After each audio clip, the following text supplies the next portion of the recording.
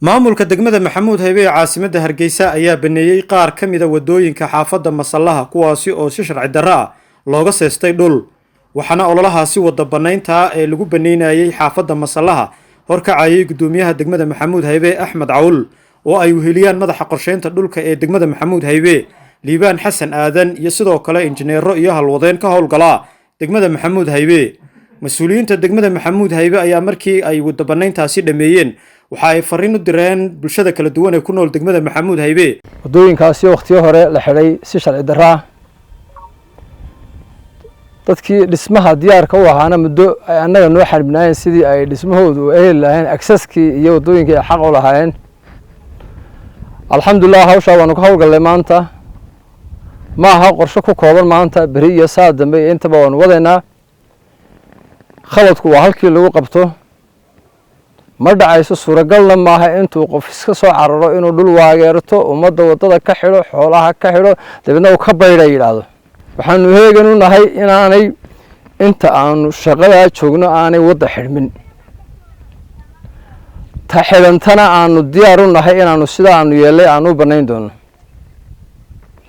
way jiraan dad fara badan oo sharaf leh oo karaamo naga mudan oo dhulkan ka samaystay faylaal sharci ah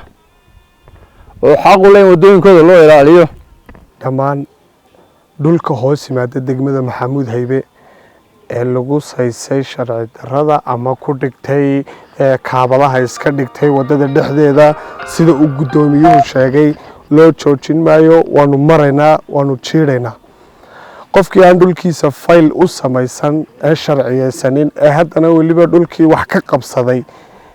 ama doonay inuu ka qabsado imikaba waa kugu sharci darro haddaanu kugu nimaadnana waa ganaax iyo xadhig baad mutaysanaysaa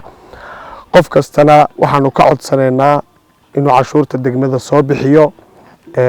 sanadku waa gabagabo siduu gudoomiyuhu noo sheegay waa in cashuurta la soo bixiyo wadooyinku waa inaanay xidhmin minadiin intaan masaajidka la dhisin waa in wadada la baneeyo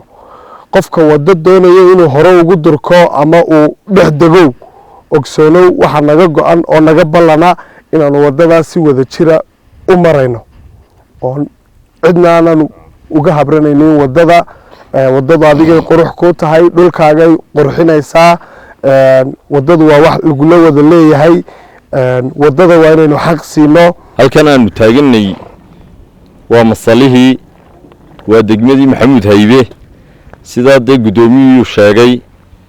dhulkan saaka la dumiyay waa dhulkii sharci darrada lagu dhistay xilligii la doonaba ha la dhistay maanta laga bilaabo waa la dumirayaa sarfeenkuna uu socorayaa dadkii waxa kale aan u sheegaya dadka saasaskan la sharciga iyagu u samaystay sanadku waa dabayaaqo in cashuurtii si degdeg ah u soo bixiyaan muwaadin waxaan leenahay cashuurta soo bixi si wax lagu qabto